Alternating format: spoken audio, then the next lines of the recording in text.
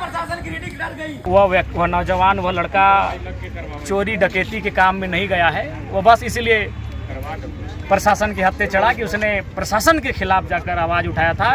प्रशासन ने जहां गलत किया था, प्रशासन के खिलाफ नहीं, प्रशासन की गलत नीतियों के खिलाफ।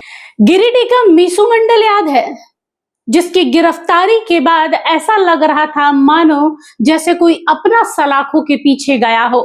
गिरिडीह की जनता तो मीशू के साथ थी ही, हजारीबाग के भी कई हिंदू संगठन के लोग मीशू के साथ खड़े नजर आए। उसके लिए अपील कर रहे थे कि भाई जितना हो सके उसे सपोर्ट की जरूरत है। उसके माता पिता को ढांढस बना रहे थे कि आपका बेटा कुछ गलत करके अंदर नहीं गया है, बल्कि जनता के मुद्दाओं को उठा रहा है और साथ में सरकार के आंख में आंख मिलाकर बात कर रहा है, कमियों को दिखा रहा है। और यही कारण है कि मीशू को टारगेट किया गया है।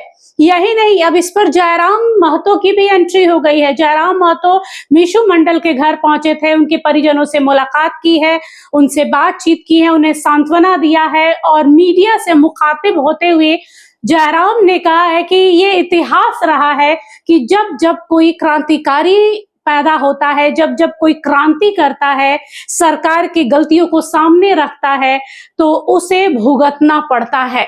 और यही हुआ है मीशू के साथ भी। उन्होंने कॉकरोच जनता पार्टी के विषय में भी बातचीत की है कि सरकार के कमियों को उजागर करने के लिए अक्सर इस तरह की पार्टियों का गठन होता है। एक बार सुन लेते हैं कि जयराम ने क्या कहा है। देख सकते हैं अभी फिलहाल उसका उदाहरण आप लीजिए। भारत देश में डिजिटल मीडिया पे प्लेटफॉर्म में, सोशल मीडिया प्लेटफॉर्म में एक नया कह सकते हैं मूवमेंट आया है, कॉकरोच जनता पार्टी। यानी वो क्यों आया? वो युवा रातों रात कैसे एकत्रित हुए सोशल मीडिया के प्लेटफॉर्म पर? एक क्रांति टाइप का लग रहा है। रीज़न यही है कि व्यवस्था का काम ना करना, व्यवस्था से लोगों का काम ना बनना, तो ये एक मुख्य कारण रहा। तो जिस नौजवान की बात हो रही है उसे मैं जानता हूँ, तो कई बार हमसे मिलने आया और वो लगातार अपने सोशल मीडिया के माध्यम से, अपने इस मोबाइल के माध्यम से फ्रीडम ऑफ स्पीच आर्टिकल 19 के माध्यम से वह सरकारी दफ्तरों में जो करप्शन है, लोगों का काम सुना नहीं जाता है, लोगों की परेशानियां हैं, हुक्मरान मौन रहते हैं, हुक्मरान चुप रहते हैं, उस पर वो लड़का आवाज़ उठाता था। और प्रशासन संभवतः मौके की तलाश में थी कि कभी कोई ऐसा मौका मिले कि उसे उसमें रपट दिया जाएगा। और वही हुआ, एक घटना घटी, एक शायद एक हत्या हुई, परिजन वहाँ धरना दिए, आंदोलन कर रहे थे। तो उसी में प्रशासन ने कहा कि जो लोग आंदोलन कर रहे थे उनके माध्यम से कोई प्रतिक्रिया हुई, और उस प्रतिक्रिया में इस मीशू मंडल का समेत कुछ लड़कों का नाम दर्ज करवाया गया और उसे अरेस्ट किया गया। जो कि ये लोकतांत्रिक मर्यादा के लिए बड़ा ही विचित्र बात है कि एक सत्ता, शासन, प्रशासन एक 18-20 साल के नौजवानों से डरने लगी है। वो अपनी कार्यशैली को सुधार नहीं करेगी, आवाज़ उठाने वाले को गिरफ्तार करने लगी है। ये मेरे हिसाब से बिल्कुल उचित नहीं है। इसको लेकर मैं इस जिला के पुलिस कप्तान से भी हम बातचीत करेंगे और तमाम जो पदाधिकारी है उन बातचीत करेंगे। नहीं होगा तो ऐसे मुद्दों को विधानसभा तक लेकर जाने का काम करेंगे। ये बहुत ही चिंता इस प्रकार लोगों का आवाज़ को दबाया जाएगा। मैं बिल्कुल वही उदाहरण मैंने दिया कि अभी देखिए ट्रेंड कर रहा है कॉकरोच जनता पार्टी। क्यों? कारण क्या है? नौजवान क्यों उस मीडिया प्लेटफॉर्म पर आकर इतना एकजुट हो गए कि जो नेशनल लेवल की पार्टियां उनके फॉलोअर्स के रिकॉर्ड को तोड़ दी। रीज़न यही है कि व्यवस्था से उनका एक मन उब जाना, व्यवस्था से उनकी नाराज़गी होना, सिस्टम का काम ना करना, करप्शन का लगातार बढ़ना, आम व्यक्ति की समस्याओं को अनसुना करना।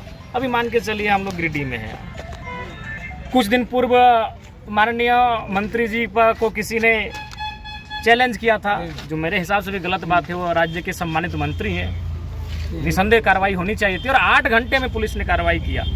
लेकिन अभी एक बहन देखिए, उसकी हत्या हो गई है, पायल कुमारी नाम है, और हत्या के कई दिन बीतने के बाद भी जो आरोपी हैं वो गिरफ्त से बाहर है। तो ये चीज़ें क्या कह रही है कि यदि आप विशेष व्यक्ति नहीं हैं तो इस राज्य की, इस देश की व्यवस्थाएं आपकी सहायता करने में असमर्थ है।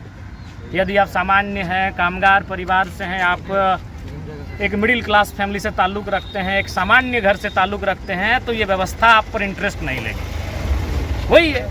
तो इस व्यवस्था से लोग कहीं ना कहीं अपने आप को दूरी बना रहे हैं। और जो व्यवस्था अंग्रेजों के कालखंड में थी, जिस प्रकार का व्यवहार उनका भारतीयों के साथ हुआ करता था, आज अधिकांश, मैं कुछ लोगों को कहूँगा कि आज भी उनमें ईमानदारी है, आज भी उनमें निष्ठापूर्वक कार्य करने का लगन है, मेहनत करते हैं इस देश को, इस राज्य को बेहतर करने के लिए। लेकिन एक मैक्सिमम आबादी सरकारी कार्यालयों में, सरकारी दफ्तरों में एक मैक्सिमम आबादी कहीं ना कहीं बिना फायदे के, बिना रिश्वत के, बिना करप्शन के इंटरेस्ट ही नहीं लेती है जनता के मुद्दों का समाधान करने के। आखिरी सवाल, मिसू मंडल का जब पुलिस प्रशासन ले जा रहा था तो उसका एक आवाज़ था कि जब जाते जाते कि गिरिडीहवासी मेरे मम्मी का ख्याल रखिएगा। निसंदेह वो लड़का जिस उम्र में है, शायद 18 से 20 की आयु का लड़का है, तो संभवतः उसका पहला ध्यान माँ का ही आएगा। और माँ सबके लिए विशिष्ट होती है, माँ होती है, तो निसंदेह गिरिडीहवासी निसंदेह उनकी माँ का ख्याल रखेंगे। जेल के परिवार, वह नौजवान, वह लड़का चोरी डकैती के काम में नहीं गया है, वो बस इसलिए प्रशासन के हत्थे चढ़ा कि उसने प्रशासन के खिलाफ जाकर आवाज़ उठाया था। प्रशासन ने जहां गलत किया था, प्रशासन के खिलाफ नहीं, प्रशासन की गलत नीतियों के खिलाफ, सरकार के कर्मचारियों की गलत व्यवहार के खिलाफ उसने आवाज़ उठाने का काम किया था। और वो भारत का हर एक व्यक्ति के लिए, भारत का संविधान उसे एक मौलिक अधिकार के तौर पर देता है, फ्रीडम ऑफ स्पीच के तौर पर देता है। तो मेरे हिसाब से आवाज़ उठाना इस लोकतांत्रिक देश का मर्यादा है, लोकतांत्रिक देश का राइट बनता है एक व्यक्ति के लिए। तो ऐसे में ये बिल्कुल दुखद समाचार है। और गिरिडीहवासियों को जो नौजवान ने अपील किया है, हम लोग भी उसकी माँ, उसके परिजनों का हम लोग ख्याल रखेंगे और निसंदेह एक परिवार के सदस्य बनकर उस परिवार के साथ खड़े रहेंगे। देखिए, मिशू मंडल की गिरफ्तारी इसलिए हुई थी कि वो मिसगाइड कर रहे हैं।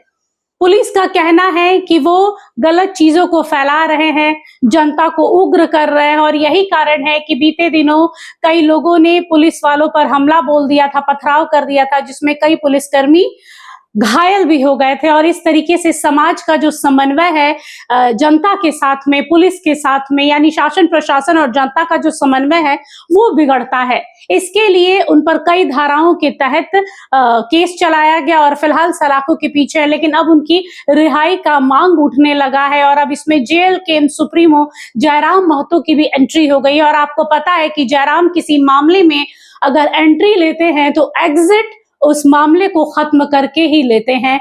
तो अब देखना दिलचस्प है कि नया मोड़ क्या लेता है। एक और मिशू मंडल, दूसरी ओर प्रशासन, तीसरी ओर जेएलकेएम, चौथी ओर हजारीबाग के हिंदू संगठन के लोग, जिसमें अमन कुमार वत्स जैसे लोग शामिल हैं, जिन्होंने खुलकर कहा था कि हम मिशू के साथ में हैं और मिशू सामाजिक मुद्दों को, जमीनी स्तर के मुद्दों को उठा रहा है, इसलिए उसके साथ में ऐसा व्यवहार हुआ है। बहरहाल देखते हैं मिशू मंडल कब तक सलाखों के बाहर आते हैं और जयराम कब तक उनके साथ बने रहते हैं। फिलहाल के लिए बस इतना ही। देखते रहिए HNN न्यूज। नमस्कार, जोहार।